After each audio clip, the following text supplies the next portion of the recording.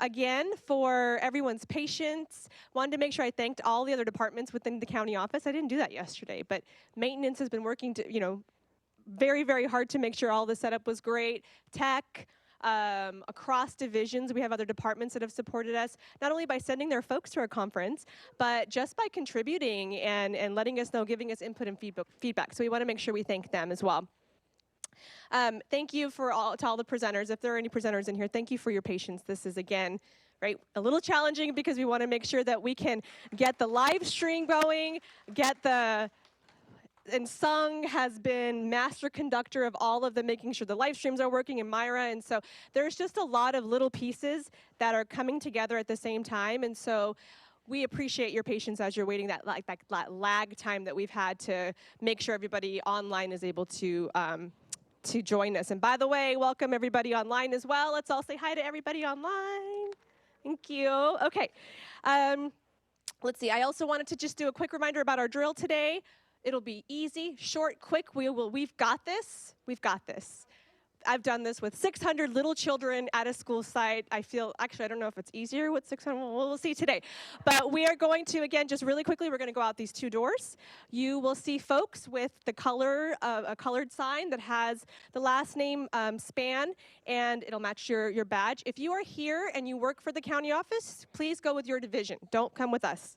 So if you are in a different department within county office, you're going to go to your division, your evacuation area, okay? And so again, you'll just go out these two doors. There are earplugs in your, probably wondering what those were, I should have told you yesterday. There are earplugs in your bag, so you may use those during the drill if that helps know that they're there. They look cool too.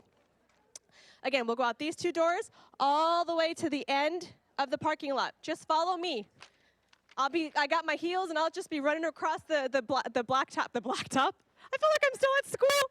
I'll be running across the parking lot, and you'll have our folks holding up signs to help navigate where you're going to go. Again, quick and painless. Don't forget about the challenge. We just looked at all of our prizes today. They are amazing prizes to give away, including books, lots of stuff from Lakeshore, lots of stuff from the Discovery Source. So everybody has a chance to win, earn those points, and I think a big point winner or big point earner is the evaluation, right? The feedback that you give us. And you get 5,000 extra points if you give us good feedback. Just kidding. Okay. And then last, we will announce the winners of that challenge at 3:15. So that means you got to come back in this room if you are a part of that challenge to figure out to find out who the winners are, and we'll have all the prizes set up before then. So come back here at 3:15 at the end of the day so that we can give away prizes. And last but not least, don't forget to visit the makerspace. Jenna will be in the makerspace. You can continue creating on your bags. I don't know if anybody has already put some stickers. I don't think stickers are the right word, but if you have anything on your bag that you did in the makerspace, hold it up. I'd love to show them off. If you haven't yet, go over there. She's got some really cool little, oh, look, this one's great. It says, I thrive on, is it sunshine and beach and mountains. I just show it, there you go. They are so cute, you guys. So go visit the makerspace when you get a moment today. And again, keep tweeting. We love to see ourselves on Twitter.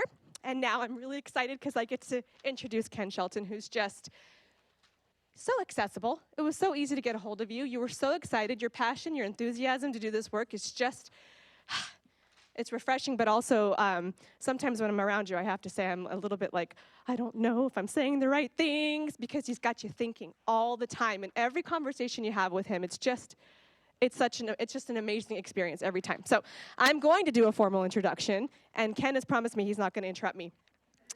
Ken currently holds an MA in education with a specialization in educational technology, as well as new media design and production. He has worked as an educator for over 20 years and spent most of his classroom experience teaching technology at the middle school level. Ken is currently serving on the Diversity, Equity, and Inclusion Board for several tech companies as well as nonprofits. Ken is the International Society for Technology in Education, ISTE, 2022 Making It Happen Award. That was very recent, and that's super exciting. Due to his extraordinary commitment, leadership, courage, and persistence in improving digital learning opportunities for students. Because of his extensive and broad impact, Ken has also been named by EdTech Magazine as an influencer to follow. Please join me in welcoming Ken Shelton.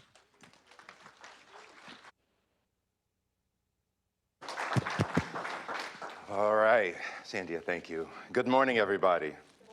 So before I get started, I do have to share a quick snippet story. So I came to the office to visit Sandia a month ago, maybe?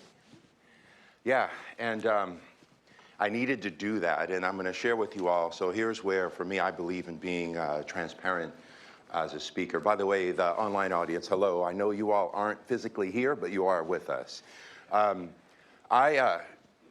That time that I came to visit Sandia was my first time coming back here to the county office since 2011, when I had the privilege of serving on an educational technology task force for our previous state superintendent, Superintendent Torlakson. And also for those of you, how many of you have worked here at the county office for at least 10 years? So then my question to you all, do you recognize my last name? Some of you are shaking your head, yes, yeah. So that was why I needed to come over here to visit India. My dad was the chief business officer here for a number of years. May he rest in peace, though. That's why I needed to come back over here, because the last time I was here was when he worked here and I hung out with him. And so it's good to be back. I wish he were here, because I know I would be bragging about, yeah, I'm going back to your old stomping ground. But yeah, he was the CBO here for a number of years with Dr. Chuck Weiss, who is moved back down my way. So it is definitely a privilege to be here with you all. What do y'all think of my guy, Chris Emden? Yeah, it was great, right? Yeah. So before I launch the slides, I do want to ask you all, I'm going to bring up a number of things, because part of one of the things that I always ask educators is, if you believe that you embrace and you believe that you are a lifelong learner, then that means that every opportunity is not only an opportunity for affirmation and growth, but also learning in that process. So that was part of the reason why it was very important for me to get here yesterday. One, because Chris and I go back a few years, but also because any opportunity to listen to, as he put it, the Pentecostal pedagogy is always a good thing. Now, what I want to do with you all is the following. So I'm going to give you a big picture thing. A lot of what Dr. Emden brought up to me is around you, the individual. The way my brain works is I always think in terms of systems, organizations, and larger picture stuff. So I'm going to bring up a lot of that throughout the time that we are together. But I want to do a quick activity with you all. First of all, some of you probably have seen this. So yes. And I did have coffee this morning. I got an 8 instead of a 16-ounce latte. So, but there's an Easter egg in that, too. It's not just a coffee. I know, Shara, you know it, I think, yeah, and Sandia knows it. Anyone want to catch what the Easter egg is in that? I love coffee, and there's something else. And so I'll give you all a hint. Area code is 808.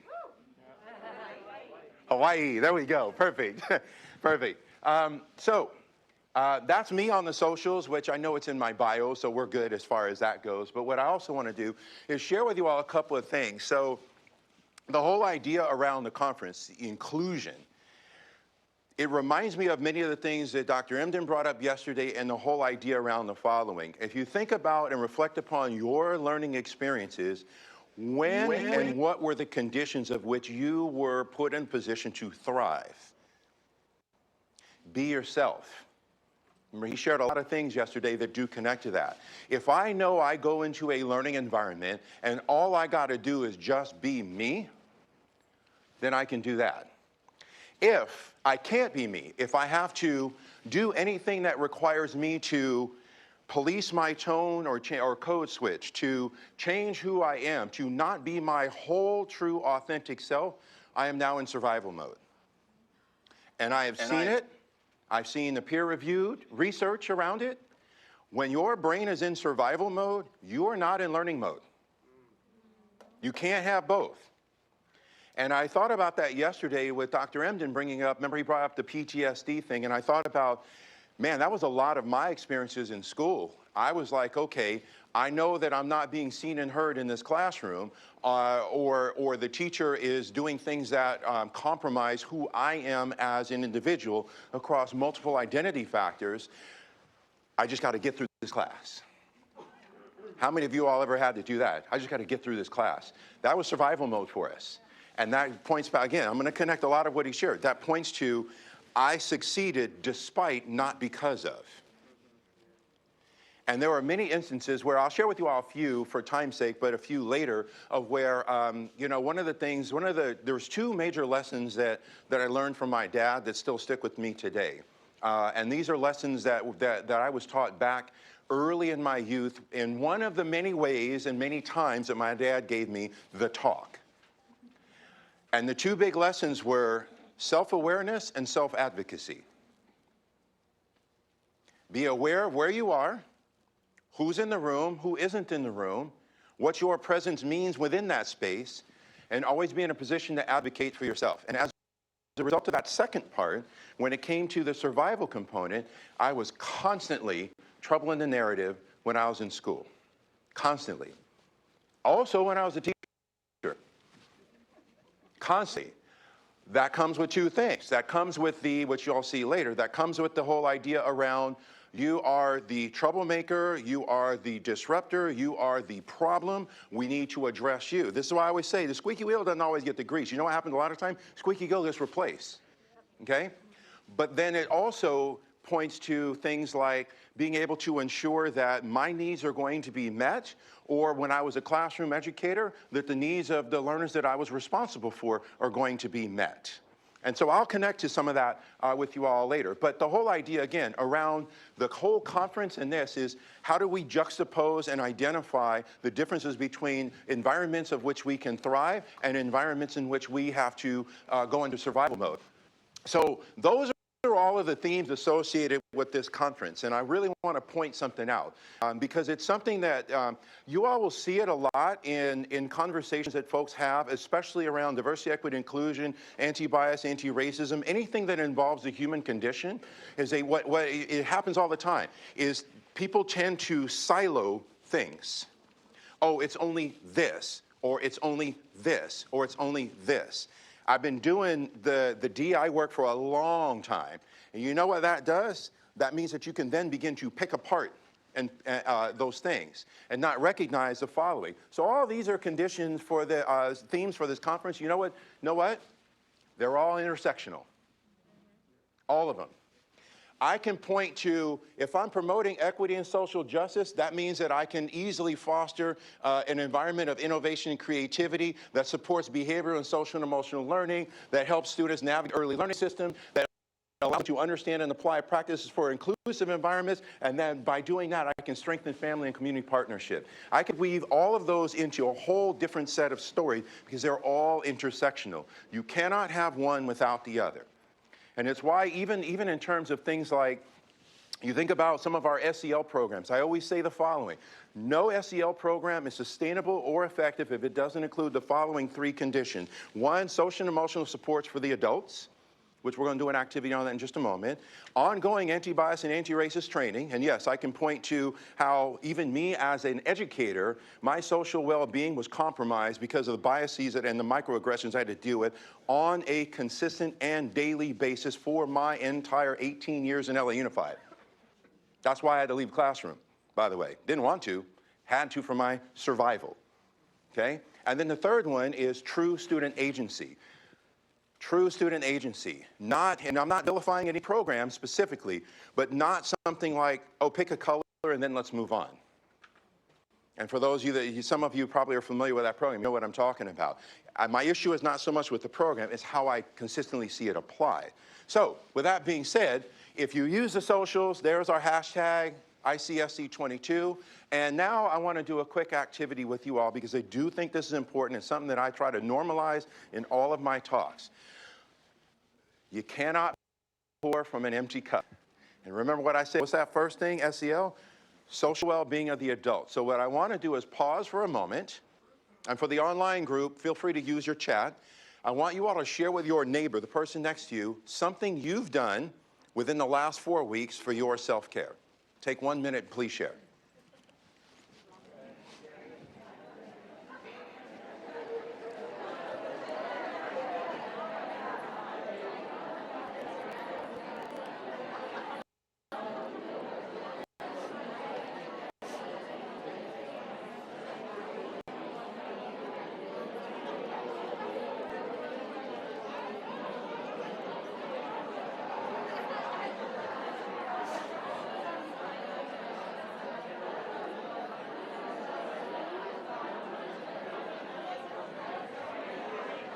How's it going? You're doing great, by the way. Oh, thank you.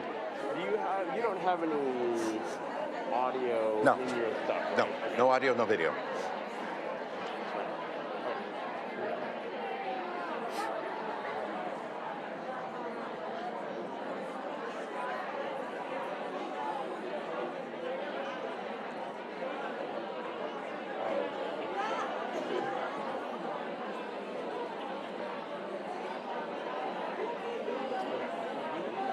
I didn't do it yet, but he doesn't have any audio.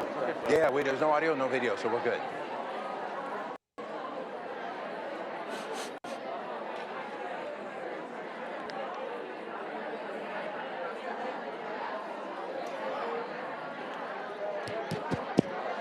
All right.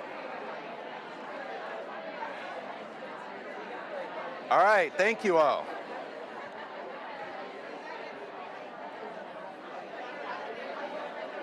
Thank you, thank you. It's always a catch when you do a discussion. All right, everybody, we're good.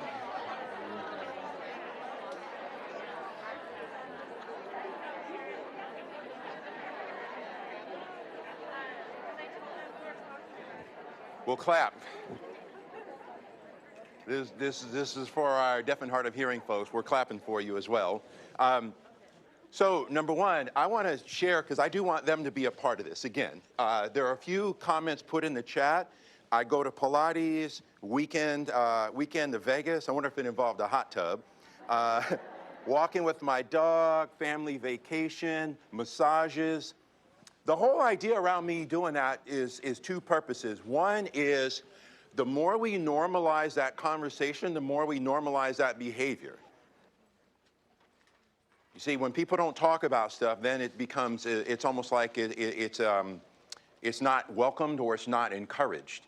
For me, we have to encourage that. The whole idea, it's something that I find, okay, so again, Dr. Emden. It's something that I find problematic with education. All of us have been put in situations where we are, whether it's be intentional or not, is that as an educator, and it's a very dangerous thing. In fact, I'm writing about it in my book, is the whole idea around everything you do is what I call the savioristic complex. Is that everything you're doing has to be for others. You have to do this. The kids need you. Your staff needs you. You have to do more and more and more and more and more and more and more and more. And that's why I said you can't pour from an empty cup. Self-care is not selfish. It's not. Okay? So the more we normalize, even in just your conversations with your colleagues or your friends, hey, what have you done lately for self-care? Some of it might give you some ideas. I did this, the short version of a long story is I asked that question with a district that I'm working with, or I was working with in King County, which is, in the Seattle area. And so they put a whole lot of things. They put kayaking, hiking, stand-up paddleboarding, which I love doing, all of those sorts of things. And so then, of course, when I saw them in person this past March, several of the administrators and staff, they're like, oh, Ken, you would love what we're doing. I'm like, tell me about it. They're like, we got a walking group, we have a kayaking group, we have a hiking group. I was like, oh, that's great. I'm like, but I do have to ask one quick question. How much of that time are you spending talking about work? And they said, almost none. Perfect. Got to disconnect.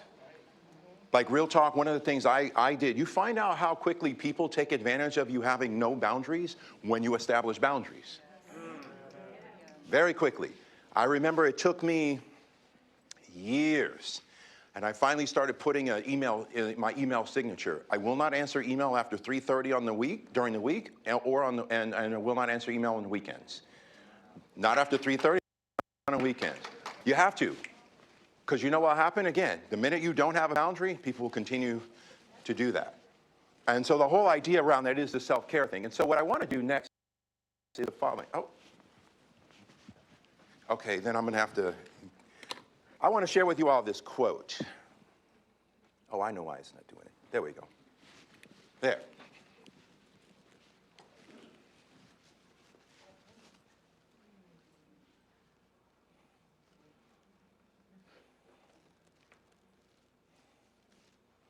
And I added this to this keynote last night after Dr. Emden brought up the whole concept around love. And what does love mean? And how do we bring love for each other, for our work, into our learning environments, into all of our spaces?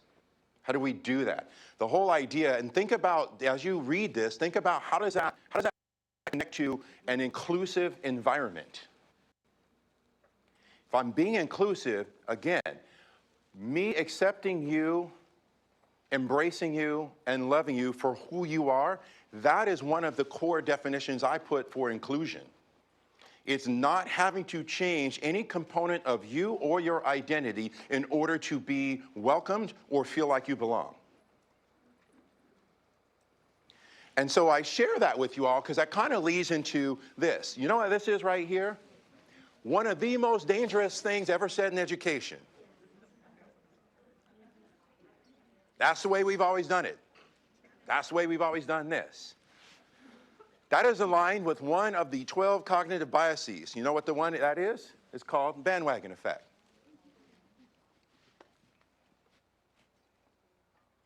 Yet, how often do we hear it? Well, that's the way we've always done it.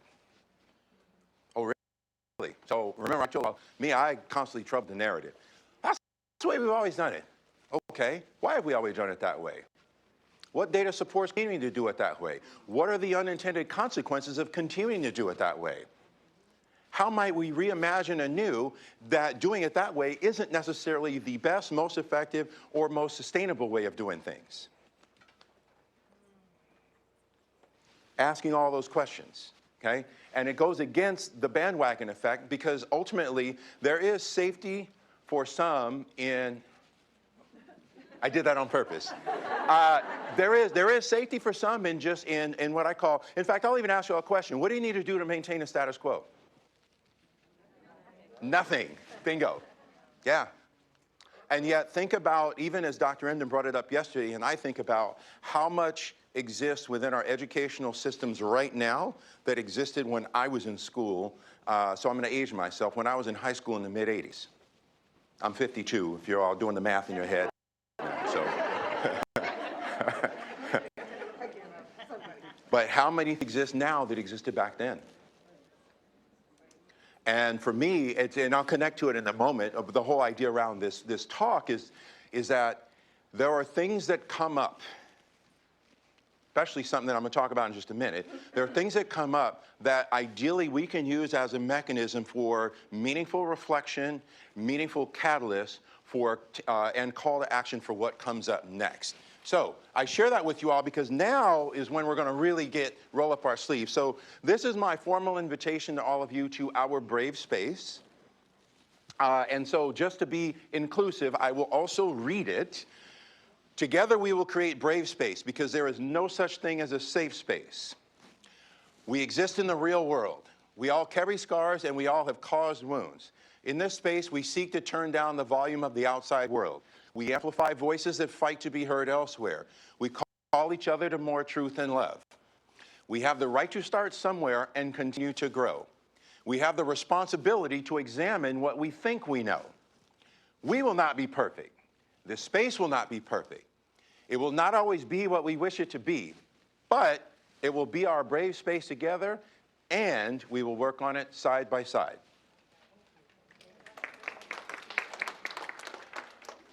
I have been in situations where a safe space has been weaponized. That's why when someone says, oh, it's a safe space, remember I troubled the narrative. Got to ask question. Safe for who? All of these things apply to all of us. I will share with you all, and it's something that I live with, but it no longer is an inhibitor to my growth.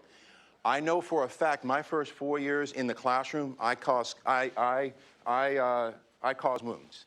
And in fact, I'll share with you all, real talk is our brave space. I spent my first 4 to 5 years in the classroom unlearning most of what I was taught in grad school. I had lots of arguments and challenging of a lot of what I was being taught because I couldn't reconcile with the theory is saying this, but what's actually happening in my classroom is not that. How do something's not connecting for me here. And even something as simple as, which again, and you'll see later, something like classroom management. You're not managing people. I'm not your manager. I used to always say that. I'm like, management. And you want the big thing, the big epiphany for me with that was all of the theories that I had to study in grad school, not a single author or a single example look like me or the students that I work with. Not a single one. So that's when I started asking those questions too. But the whole idea around this is that for all of you, for this time and going forward, is to give yourself the grace and the space to recognize that there's always room for growth, that we all have a right to start somewhere and continue to grow, that we do have a responsibility to examine what we think we know, and to also recognize that we're not perfect. In fact, perfectionism is one of the 15 conditions of white supremacy, by the way. And think about, for those of you who aren't white, how that affects you, and for those of you that are, how that affects you. The whole idea around perfectionism. I can't go into depth with it because of time, but I will share with you all, that is a common gaslighting tactic that gets you to question who you are and what your inadequacies are because you're not perfect. Not recognizing none of us are. All we can ask for is to be simply a better version of ourselves tomorrow than we are today. That's it. And when you operate from that perspective, you recognize that we have the right to start somewhere and continue to grow. So this is our opportunity to do just that. So the title of the keynote is supposed to be Design Matters and Rethinking Our Learning Environments. And so I want to share with you all some of these things because even Dr. Emden brought it up yesterday. If you've been around education long enough, you hear a lot of terms. We get inundated with terms and acronyms and initialisms. My thing I always say is, how do you define it? And what does it look like in context? And then when I hear things like a thought leader saying, well, this is a term and this is what we need to do, I always follow up with, what's your proof of concept and where are your receipts? See that? Because it's easy for me to stand up here and say to you all, you need to do better, you need to do this, you need to do that, and then I go get on the plane and go back to LA.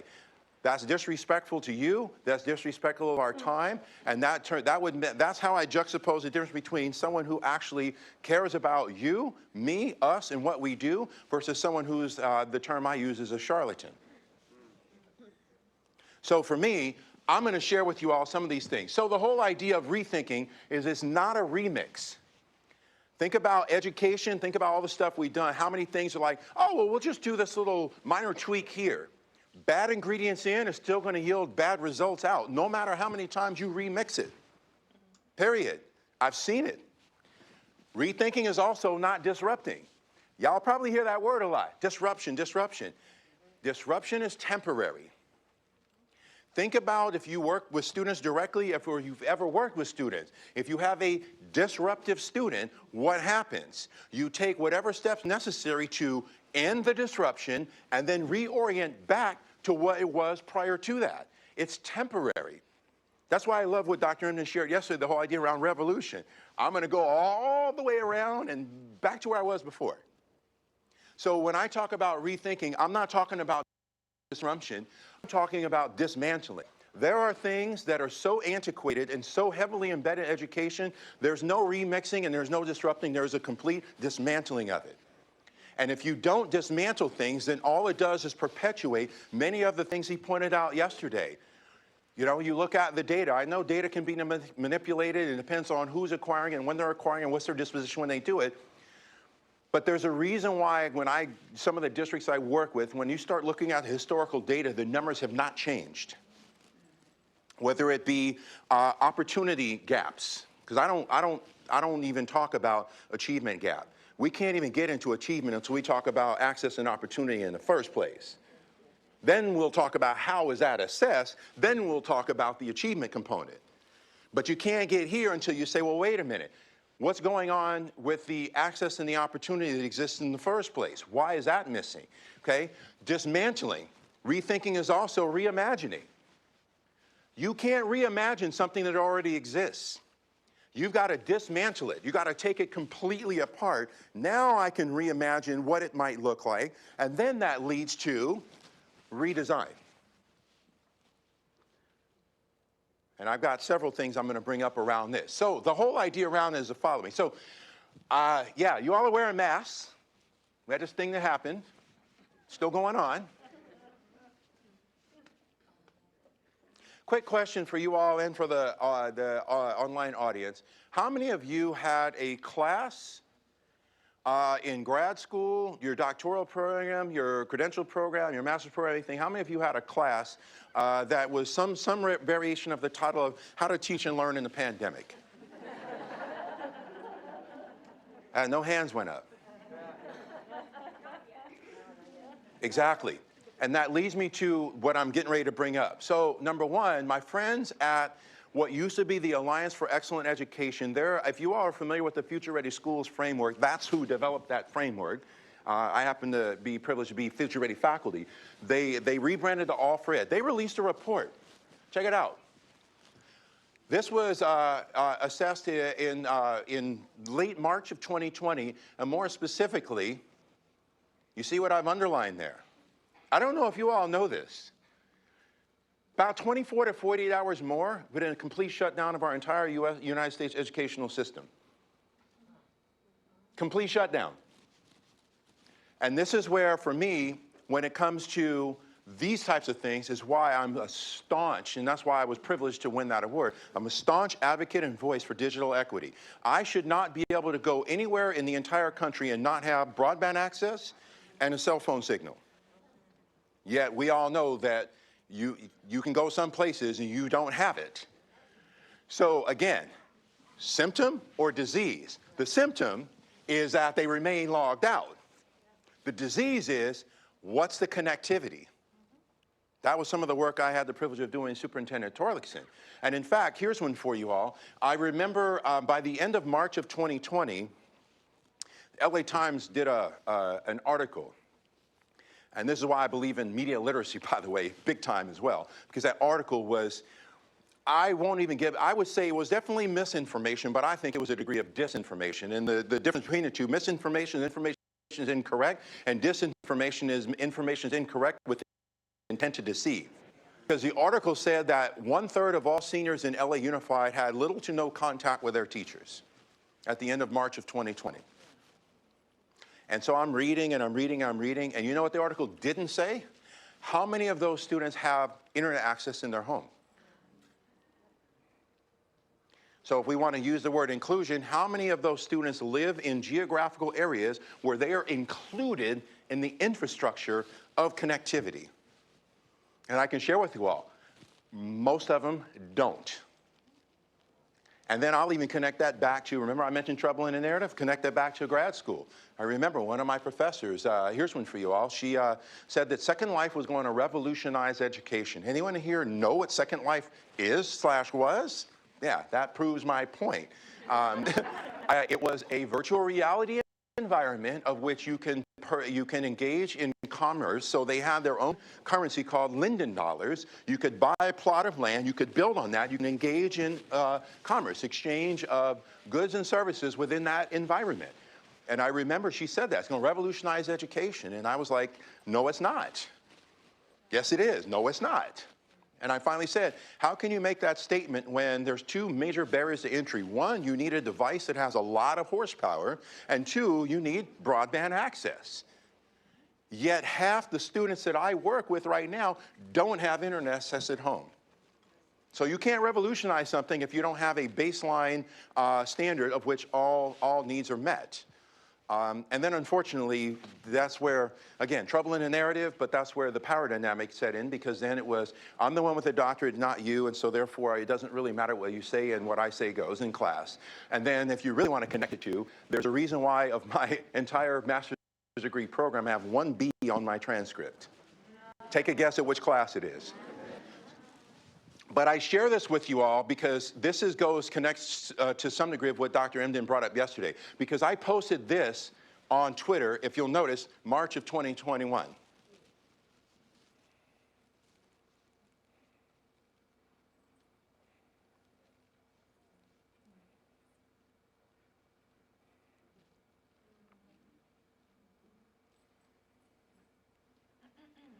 And I did this because of the following. One is, I reject any notion that there is in fact, I'll even put it this way. I reject any idea or any assertion that places a disproportionate degree of responsibility on you, the individual educator, without any interrogation of the system itself. We can't talk about gaps in learning or any of those things until I know what is the infrastructure that is in place, what are the policies that are in place, and in some cases, again, this is how my brain works, some cases policies are the catalyst for exclusion and inequity in the first place. So if you fix that, then by default, this will be fixed. But the constant vilification, that's why I'm doing good for time. I remember I was on a panel of experts. I always say I have an expertise and I have experience, but by no means am I an expert because I'm still learning and I will continue to learn until I'm no longer in existence. But my main point, though, is I was on a panel of experts, and there was a from, I want to say it was the Graduate School of Education in Maryland, but it was a school on the East Coast, University on the East Coast. And he kept bringing up learning loss, learning loss, learning loss. And I was like, I'll share with you all one of my heroes growing up and reading was Elie Wiesel. For those of you that know who he was, you can't be silent because, and to quote James Baldwin, silence is a position. And so on this panel, I was just like, you know what, I have to bring this up. I said, one of the esteemed panelists that I'm on here with keeps bringing up this learning loss. I said, how do you define it? And what does it look like then?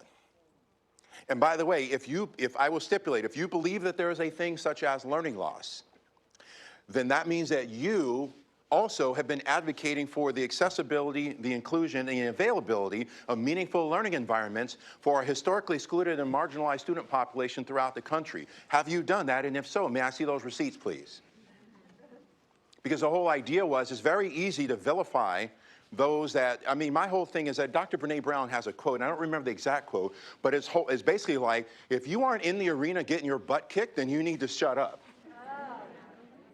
If you're not doing the work, if you're not doing what you all do, if you're not doing that, then you know what? This is one where it's time for you to, like, stay in your lane. And I say that to you all because that whole thing around that, which you'll see I'm bringing up later, the whole thing around that is all the opposite of why we are here and why this conference exists. All of that is, remember I mentioned the siloing of things so that you can start to pick them apart? That's what you just saw right there. Oh, there's learning loss. Oh, really? Well, you're not thinking about what are all the other factors that may be involved that lead you to this, what I would say, haphazard descriptor. I would look at our opportunities that existed and still exist as a result of COVID as an opportunity for reimagining, or dismantling, reimagining, and redesigning. I remember, I mean, I've been in ed tech for a long time, y'all. I remember the days when we were just, there were many of our voices, we were just like, you need to be using tech, you need to be using tech. And then you go to March of 2020, and it's like, are you gonna say I told you so? And I said, absolutely not. What's the lesson that we have now? What's the opportunity that we have now? Yeah, I'll share with you all. I got text message and phone calls from many of my friends that are superintendent. We're trying to figure out what to do. We're engaged in what I identified as educational triage. How do we do it? How do we do it? Hotspots. They got hotspots. And I would say, okay, but here's a catch. Is it one hotspot per household or one hotspot per child? How do you know what the connectivity is with that hotspot? How are those students being included in the learning environment if the teacher is using a high bandwidth or a bandwidth intensive platform for the connectivity for the learning? Make sure you let the teachers know, be mindful of the fact that if it requires a significant degree of bandwidth, that might make it inaccessible for some students. They won't be included in the learning environment that you are creating remotely now. And then of course my big thing is the start of the school year, how many of those hotspots were now taken back? So you see, that's where, for me, that's why the whole idea around rethinking, reimagining. So the Organization for Economic Cooperation and Development defines equity in these two dimensions, and I have this on here specifically because of the definition.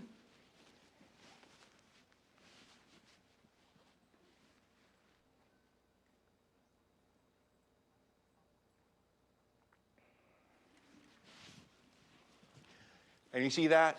A basic minimum standard for education that is shared by all students. But I have all underlined because you're going to see later, and I'll tell a story where all actually as a word can be exclusionary. Okay? So now what I want to do is take you all through the following. So let's look at everything from a design perspective. So I'm going to paint a picture for you all. Yesterday Dr. Emden took us to church. Now I'm going to take us to school. All right? Because a lot of what he shared yesterday, my wheels are spinning very fast around. If you think about a lot of what Dr. Emden shared yesterday, I just couldn't help but constantly think what he's bringing up is important, but that's a result of someone who intentionally designed or unintentionally designed that. Everything is designed with an intent, everything. And the question to ask is, was the intent altruistic and genuine, or was it nefarious and insidious? Or was a person doing it based on the information they had at the time, and they have not thought about dismantling, reimagining, and then redesigning? See, that's why, remember he mentioned all the words that we hear. That's why for me it's like, okay, everything you brought up, someone designed that. So what information and experience did that person have? Who was at the decision-making table when they did it? What perspectives were they afforded the opportunity to that led to that end result? So I'm going to take you all through 3 areas of design: equity, inclusion, and personalization, and within each, the physical and environmental, and then the non-physical / the digital. So the first one is design for equity. So when it comes to our physical and environmental environments, if you will, around designing for equity, ask yourself the following. So what you're looking at there is an example of pretty much every single classroom that I ever sat in. What you're also looking at is inequity by design. 2 areas, and keep in mind, you all saw equity and inclusion. You can't be inclusive if you're not equitable. And I'll even add another layer. I always say that there is no binder.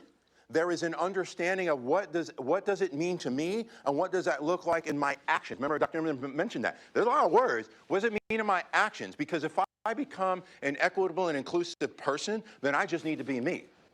So I say that because when you look at this physical environment, it is inequity by design. And there are several areas. One, remember I mentioned my dad is here. So I come from a family of the educated. One of my favorite stereotype threats to dismantle is the fact that, as you all, I share with you all my age, I'm 52, okay? I'm 4th generation in my family to go to college. So let that sink in for a moment as well. Think historically. I'm 4th generation. And in fact, not only my 4th generation, almost all of my family, ancestors, if you will, at this point with many, also had advanced degrees. So I share that with you all in 2 ways. One is I come from a family of educated, I come from a family of educators, and one of the things that my dad always taught me, how to play the game of school. So, for example, what you're looking here, inequity by design of the physical environment, my dad would always say, if your teacher has it in their grades that class participation is a part of the grade, you always need to make sure you ask to sit in the middle and the front of that classroom. See that? Except my last name starts with an S, and I'm not short. Where was I always relegated? To the back. That's why some of you are pointing, exactly. To the back. And it's funny because I dropped that box yesterday. I almost said it. I was like, yeah, I probably dropped too many footballs when I played in college. That's why I didn't make it in the NFL. And I share that with you all for 2 reasons. One, local connection. One of my teammates is the head coach over here at San Jose State University. But also I share that because one of my classmates in high school also played football. And because of where I am, he was a left tackle for 13 years for the 49ers. Yes, Derek Deese, if you all know the name, okay? Yeah, he and I were in high school together. Okay, so for those of you that know football, he was a left tackle. Look at that picture. Some of you are laughing now because you know where I'm going. He couldn't fit in the desks. Couldn't fit. Again, think about that from a physical application of inclusion. He was not included by design because we were forced to sit in those desks. And I remember he would squirm around and the teacher would say, you're squirmy, you need to sit still. And I'm just like, he can't fit in the desk. Newsflash, he plays tackle. So again, when you think about design, as you all go back to your respective roles, ask yourself that question. How is this physical space, how can I dismantle, obviously you're not going to fully, how do I redesign this space to make it more equitable and more inclusive? Even in some cases, it's just moving things around. That's the physical and the environmental. Remember, I'm a tech guy, but I'll go to that next. So these are questions, design questions to ask yourself. Does the configuration of the learning environment account for access and opportunity for all? Is it static or dynamic to account for different configurations based on the desired learning experience? True story. At one of the schools I taught at, we moved those desks around. I'm like, we're not doing this. I need you all to form your production or your project groups. I need you all to be able to communicate and collaborate. True collaboration. You can't have true collaboration if you don't have true communication. I need you all to do that. We're going to do all these different things. True story. I did that. Because we've always done it this way, one of my colleagues complained, oh, that Mr. Shelton, they're always moving the desks around. It makes too much noise. I can't stand that. True story. Guess what happened? The administrator at the school had the maintenance staff come in and bolt the desk to the floor. I kid you all not. That was one of my clues. This is not the space for you. Remember, you saw the quote at the beginning? Go where you're celebrated, not tolerated? Had to leave. Gut punch, because I love working with those kids. There were tears. Me too. Can't do it. And I kept saying, well, wait a minute, why are you doing that? Well, because the teacher's complaining about that. And I'll share with you all, there was a lesson. Remember, we have the right to start somewhere and continue to go. I'm going to show you all a lesson I learned from that at my next school. Did that, and I'm just, but we're working together. Like, yeah, but that's not the way we do things, because we've always done it this way. The next school, what we did instead of with moving the desks around, I had the students, I said, we're going to do a quick environmental design project. I need to move these desks around. And I said to the student, I need to move these desks around, and I want to tell you all a story what happened in my last school. So here's our problem, our provocation, and what do we do to solve it? I have an idea, but this is my classroom. This is our learning environment. How do we make it more equitable for everybody? Because we are going to be working together. And the students came up with solutions, and you know what the best solution was? They sent emails to the tennis facilities, and we hacked off the top of the tennis balls and put those at the bottom of the desks, and now we can move around and don't make any noise. Yeah. That idea was a result of the students having dialogue. I had my ideas, but I didn't want it to just be me. It's us, okay? So that's where you have to ask yourself those questions. And then, of course, I have to put that at the bottom because you always want to ask what policies exist or need to be in place to support the inclusive design perspective. Because the whole thing that happened at that first school, that was I would say that was both an environmental / cultural / policy flaw. The flaw was we don't have a policy on campus that supports true collaboration with students. So therefore, when that instance occurs, our response is going to be punitive rather than supportive and an opportunity for learning and growth. We have the right to start somewhere and continue to grow. They didn't look at that. They didn't look at that and say, oh, that's something different. Let's talk to Mr. Shelton and ask him, what exactly is it that you're doing? Why is that what you're doing? And here's the best part that what should have happened. Let's talk to the kids. They did none of that because we've always done it this way. So when it comes to our digital space, I always bring this up. I see it all the time. High volume tech, low order thinking. I see it all the time. Sadly, I most frequently see it in schools and districts that serve a historically excluded and marginalized student population. How does that fit in here? If every learner has a voice, how are we ensuring that every single voice is heard? The poem that Alyssa read yesterday, for me, which I should have mentioned this to her mom, I would love for that to be on a YouTube video with closed captioning as well. See that? Now you have a voice. How do we remember the brave space one? We seek to amplify voices that fight to be heard elsewhere. You have a voice. How do you know? I mean, I love what she read, for sure. Obviously, Dr. Emden did. That should be accessible to more. How does technology play a necessary and critical role in ensuring that our voices are inclusive for others who don't have the same voice we do? And that's what I would have said to her mom yesterday.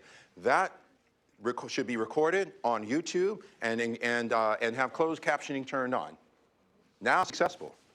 See that? Our digital environments can mirror the inclusion of our physical environments. The questions we have to ask ourselves are the following. What barriers exist? Are those barriers a result of a policy or an action of an individual? And how do we effectively dismantle those?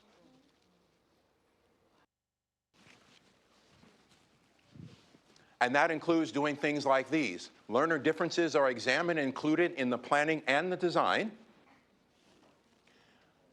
My big one, time is flexible and dynamic to account for different growth patterns and rates.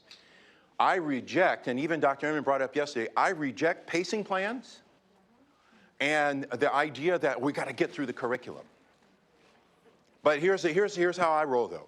When I hear that from teachers, we got to get through the curriculum. I don't say, well, no, you need to do this. What policy exists and what conditions are in place that is your disposition, that getting through the curriculum is more important than meeting learners where they are and going at the pace that is going to likely be different across all learner exceptions. That whole thing. You have a question? Yeah, in addressing that, I can't hear you that well. sorry, in addressing that, I'm an English teacher, but I have, a lot of, my colleagues, they're math teachers, they're science teachers, and they're being told you have to get through all of these standards. How would you address that situation? Right. So that's a good question. So they're told they have to get through all the standards, and the thing is at some point. So I'll give you a background. I taught English, I taught social studies, and I have a CTE credential as well. So I taught in the Technology Academy. By the way, I'm a big advocate for CTE programs. I should put that out there right now. Big advocate, should be required, should be in the A to G. Now, the whole idea around that is the following. At some point, and this happened to me, at some point, you have to reconcile with the fact that I can either zip through the whole curriculum and all the standards, and I can look in the mirror and say, I got through all the curriculum. Or I can say, you know what? What's more effective? Supporting learners to get through as much as we possibly can, or getting through the whole thing knowing that there's a high probability that some of my learners will not get it. That is a highly individualized choice. For me, I think the whole idea around all of that, again, rather than vilify those individual educators, I want to know what is the policy or the system in place that leads them to that conclusion first. Because they shouldn't be put in the position to have to choose between supporting learners where they are so that their growth patterns are all, they're not going to be the same, but so that their needs are going to be met versus I got to get through this curriculum. True story at my last school, one of the social studies teachers, that was his disposition. I got a curriculum and do it. He had his, and I taught there for 11 years, and every beginning of the year, he's like, my curriculum's all set for the whole year. Every year, 11 years. Two parts of that. One is he would brag about, and this is where you heard me mention this yesterday. He would brag about, I've got my curriculum, I've been teaching for 20 years and blah, blah, blah, blah, blah. And I'm like, no, you've been teaching 1 year 20 times because you haven't changed anything. Here's the best part for me. Many of my students, because I taught there long enough, who had older siblings who happened to have that teacher. Some of you probably know where I'm going. Yeah. They would literally say to me, you know what, Mr. Shelton, I don't like this class. I don't feel that what I do matters. It's all about the pacing, the curriculum, and we got to get through it. So you know what I did? And one of them, he was one of my favorite former students. He reminded me a lot of me. And he was just like, you know what I did? I asked my older brother, give me all your work from this class. And that's what he turned in. So you see, there's an unintended consequence. That's why I'm glad you asked that question. There's an unintended consequence around that because now he's essentially the equivalent of what I call disenfranchised as a learner because that is the opposite of an equitable and inclusive learning environment. I'm focused on the pacing and then the curriculum and then the standards because everything needs to be automated, i.e. I can be replaced with a robot versus time is flexible and dynamic to account for different growth patterns and rates. And again, that's why I have that question at the bottom, always to consider what policies exist or need to be in place to support this inclusive design perspective.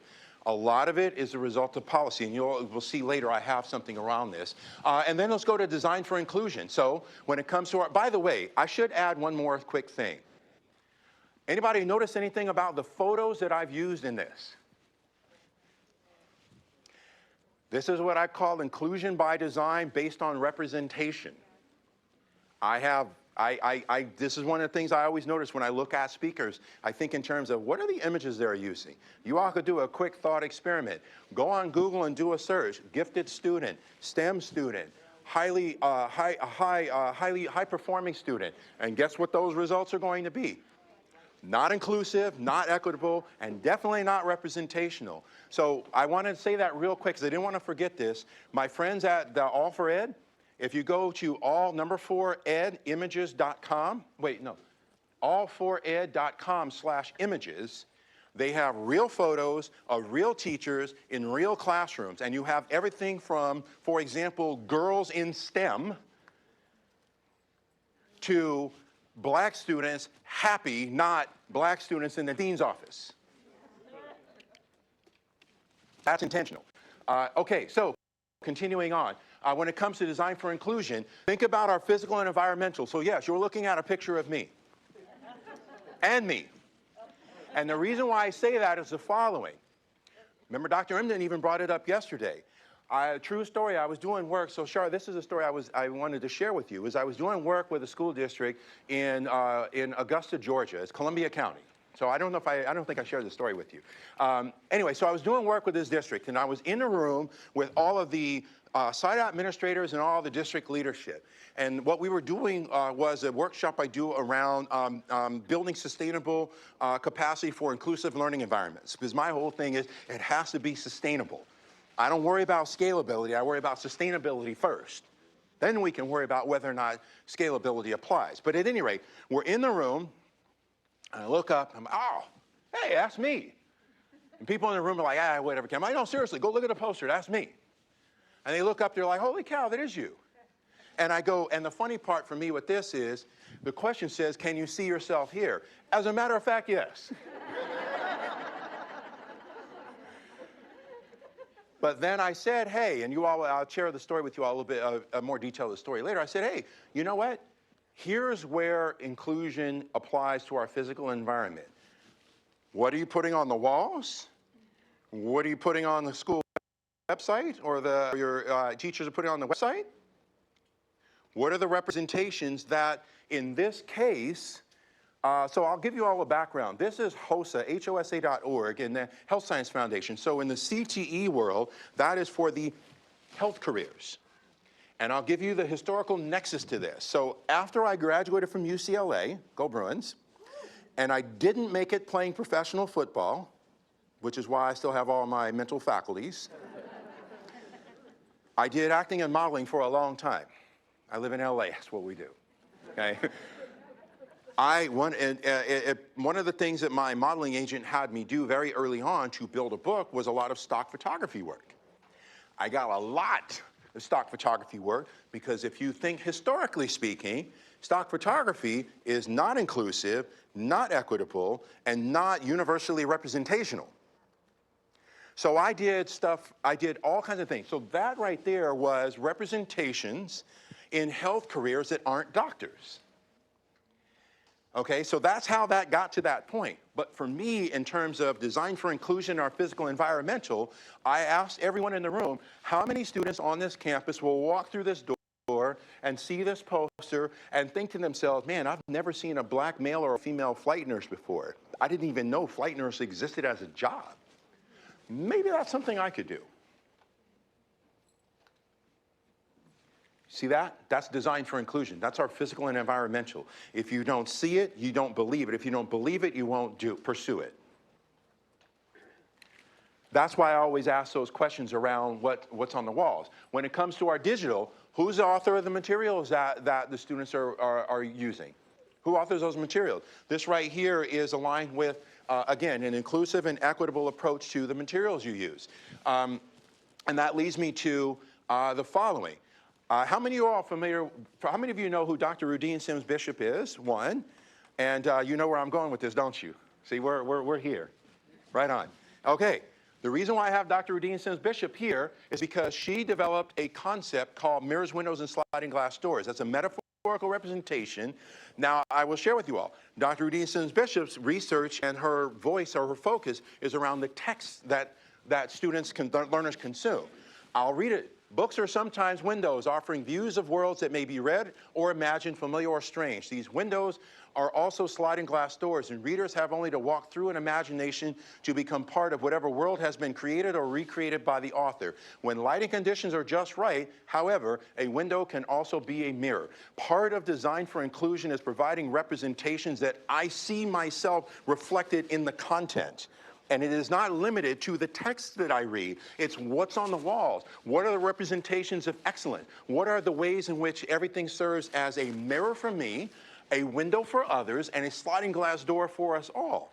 The only way to have inclusive environments of which there is a opportunity for making meaningful cross-cultural connections are environments of which you have designed for opportunities of the mirrors, windows, sliding glass doors. And I'm going to share with you all a side note story with that. I'll skip past those. All of those books are books that I read during my high school years. Also, all those books that you see there were never assigned in AP English or my AP American Lit class. All of those books were assigned to me by my dad. Every single book you see there, those were my mirrors. True story. Those are my mirrors. Many of my classmates in high school that don't look like me, their first opportunity to consume the works of any of those authors you see there wasn't until they got to college. True story. After they did that, many, many years later, at 10 and even 20-year high school reunion, many of my high school classmates that I work in education and know what I do literally will say, you know, I never had an opportunity to read Maya Angelou or James Baldwin or Ralph Ellison or any of his authors until college. And now here's the key, and here's the thing. Again, going back to a truly inclusive and equitable learning environment, the follow-up. I wonder how our conversation connections might have been different and better had we been given an opportunity to do that. You see, they were my mirrors, they're their windows. But what did Dr. Rudine Sims Bishop say? When lighting conditions are right, a window can also be a mirror. And that's why I always ask, how are you accounting for the mirrors, windows, and sliding glass doors within all representations across all content areas and all physical environments? If I don't understand me, then how am I going to understand you? And when I do understand me, the next step is to understand you and understand how we are connected and how our differences are our strengths as well. Now, what does it look like when I simply want you to be your whole, true, authentic self to support the learning within the environment? I used to always say that to the students. I would dismantle a lot of stuff. I would say, look, you know what? My question to you all is the following, and for time's sake, I can't tell you the whole story, but I would literally ask the question, how might you use your gifts in our learning environment to not only support your learning, but that of your classmates as well? I'm a big believer in cooperative learning. I reject competitive learning environments. I reject them vehemently. There are plenty of things that we can choose to do that are competitive. I chose to play football. I chose to run track. I was privileged to do both in college, but that was a choice. Learning environments should not be competitive. They should be cooperative. Let the opportunity for growth serve as the identifier of how the paths might diverge. But if you start to think about the idea around the design of many of our learning policies and learning environments, they are designed more to stratify and sort and stratify than they are to provide liberation and empowerment. And then I'll continue on. Another couple more design conditions. Multiple perspectives on thoughts and ideas are sought, and many instructional arrangements are used. I shared with you all an example of instructional arrangements, and again, what policies exist or need to be in place to support this inclusive design perspective. This is why, like Real Talk, I'm staunchly against the banning of any books. I have problems with some of the books. Like, I'll give you an example. I'll never forget when my AP English teacher assigned and we were set to read Huckleberry Finn in high school. And for those of you that are shaking your head, you know why Huck Finn, for me especially, is problematic. And I literally told the teacher, you can't sign that book in class. And she's like, why? Like, well, because I'm the only one who looks like me in class, and I know there's a specific word in that book, and when that word is read in class, everybody's going to look at me. I'm not doing it. Power dynamic. I'm the teacher in the classroom, and this is what we're going to do. Okay. So you know what happened the minute that book was handed out and opened up? I got up and walked out. I went straight to the principal's office. Full disclosure, I was like this with the principal. Because ultimately, I'll share with you all, I was like that with the principal because one of my best friends from 4th grade, who's still a close friend of mine, our entire junior and senior year, we read the morning announcements because, you know, people like the sound of our voice. So we read the announcements, but what he would do is we would read the announcements, and then he would say, hey, I want you guys to come in and visit with me in the office. And so we would go and visit with him and stuff because, you know, he knew he played sports and stuff like that. Put it this way, I was like this with him to the point where after I had graduated, I would leave him tickets to come out to some of the games at the Rose Bowl and stuff. But that, I was just like, okay, you know, and this is something I always think about in terms of the environments that our learners operate within, and really there's no age demarcation here, is the fact that I did have a trusted adult I could go to. What happens if I don't? And the sad part with that teacher is that that teacher she was not inclusive, she was not equitable as a person, which is why that wasn't the case in the environment, because she didn't look at that and say, well, wait a minute. I don't have any students that look like Ken. He's giving me feedback, keyword, that I haven't gotten before because I don't have any students that look like him. And what ideally she would have done or should have done, being an inclusive person, is say, here's a gift of feedback for me to take this information, to process it, and think about it through his lens. There's your window. And now consider what might his experience be. Remember I mentioned thrival and survival? That would have been survival. That was literally survival for me, okay? Didn't bother to think about all those things. And that's why I would say, when you're an equitable and inclusive person, all you got to do is just be you. So, continuing on, design for personalization. So, when it comes to our physical environmental, I do have this because this is one quick, easy, low-lift thing. As you can see, there is peer-reviewed published research that supports the assertion that a learner's disposition towards a learning environment is going to be overwhelmingly positive when they are welcomed into that learning environment. No, we don't have to do the fancy handshakes and dances that are popularized on YouTube. The whole idea is, what I always say is, how are you ensuring that every single learner is seen and heard? And it starts off with things like correctly pronouncing their first name. Man.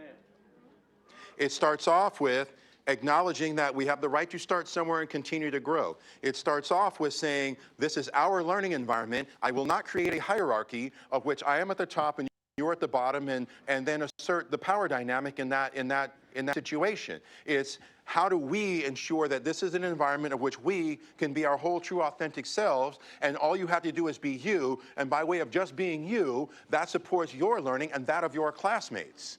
You have needs, so do your classmates. And if all of us are contributing, then theoretically everybody's needs are going to be met.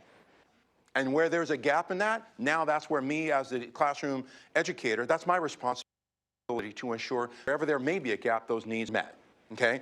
But to continue on, remember, Dr. Emden mentioned it, with Maya Angelou, words are things. I'm convinced you must be careful about the words you use or the words you allow to be used in your home, in your school, and in your social environments, and in yourself. Why? So I consider myself to be a word sleuth. I look at words and I think in terms of the nuance of terminology and how it's applied in context. Here's an example. How many of these words are a type of othering which is the opposite of inclusion.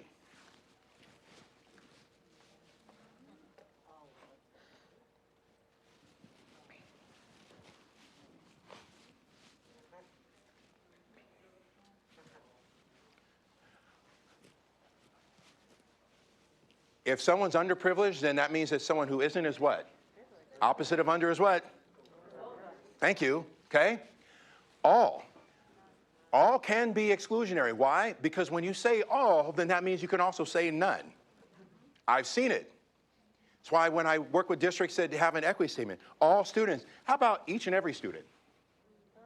See the difference? Nuance of language, okay? Even continuing on, ELL, lesson I learned early on, English language learner, that places a hierarchy on language. I happen to be fluent in 5 different languages. There's power in being able to communicate in a language that isn't your first. I used to say to my learners that I was responsible for, oh, I'm just in ELL. No, let's change that. You're fluent in X language. You're acquiring another language. That means that you are emerging multilingual. See the difference? If I say ELL, that's a type of othering. If I say you're emerging multilingual, that's inclusive because ultimately there's power in being able to communicate in more than one language. And I would even tell my students a story. My first understanding of the power of being able to effectively communicate in a language that's not your own was the minute I got off a plane in 1994 in Paris. And I stress 1994 because they've changed a lot of the signage around the city now to be in French and English. Back then, you didn't have that. You find out very quickly how irrelevant and exclusionary it can be when you are in an environment where you can't communicate at all. And so for me, of course, the catalyst was to go and study French, which, like I said, many others. But even many others. I had students that were experiencing homelessness. Human-centered first. In fact, my friends, because I've had the privilege of doing work with many Native Hawaiians as well, they have family members that they say, well, they're, the descriptor is, well, they're homeless. Well, wait a minute. Hawaii is their home. They're natives without a house, physical structure. See the difference? All of these can be exclusionary. One of my close friends who teaches in Los Angeles Unified, he taught me this thing: don't use special needs and don't use special ed, diverse learners. Words. The words matter. They do. And the more that we think about how are my words serving as a type of inclusion or a type of othering, and again, it's a work in progress. That's why I'm sharing with you all. A lot of these things I've had to learn as well.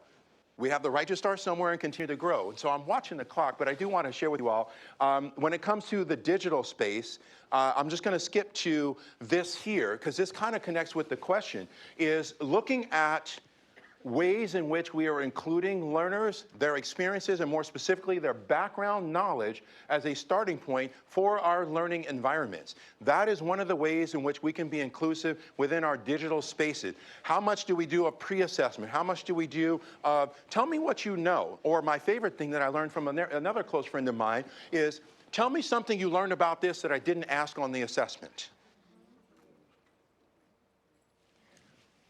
And for me, the whole thing is also around what are the different types of assessment we're using that are inclusive. And then, again, thinking about things differently. Yeah. What you are looking at is an antiquated, exclusionary, inequitable practice. Grading. Think about how many, and again, let's go to the policy part first. How many components, and I always ask educators this and even administrators, what components of a student's grade are non-academic factors? Because now there is a cultural implication there, okay? Especially the time thing, okay?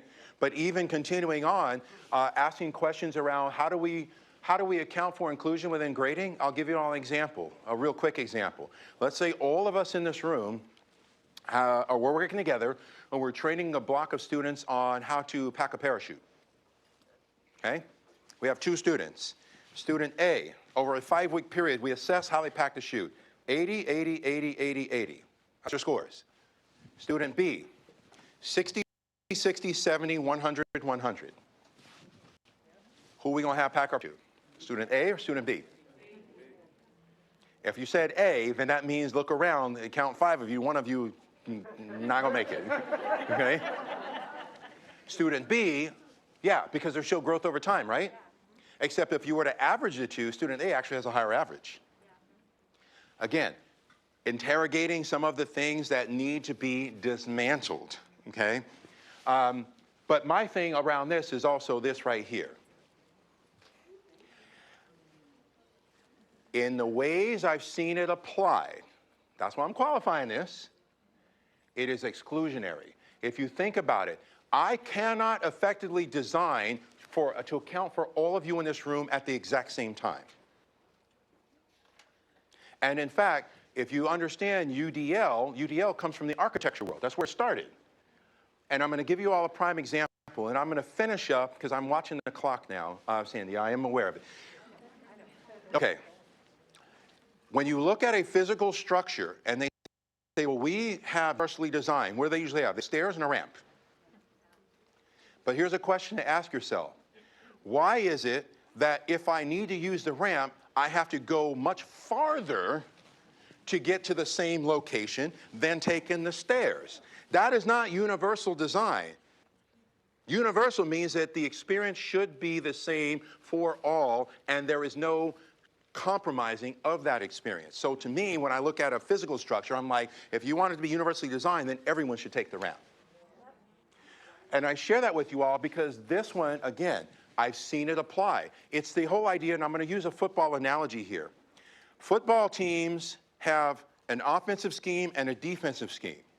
But before they play a game every week, you come up with a game plan. You come up with a game plan based upon what it is you're doing, lesson plan. That game plan is designed to support every single individual utilizing the gifts that they bring to the environment to lead to success for the team. There's an adaptability